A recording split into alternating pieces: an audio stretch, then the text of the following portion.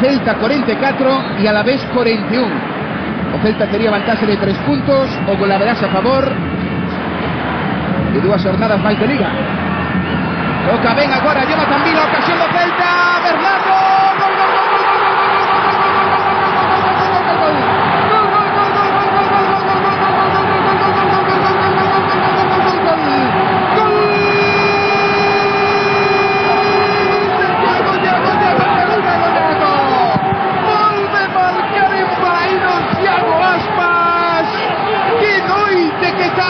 xogador de Boaña, marca o segundo do 94, esta vez sí, o Celta consegue a permanencia.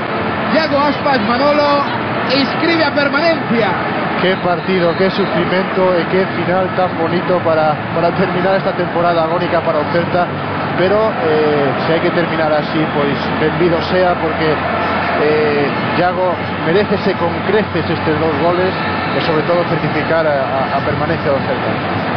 Que lle graben este encontro a ese xogador, a Iago Aspas. Lanzamento a portería, receite de Bernardo e oportunismo do canteirán Iago Aspas. E atreveríame a decir que a mellor noticia non é que o Celta se salve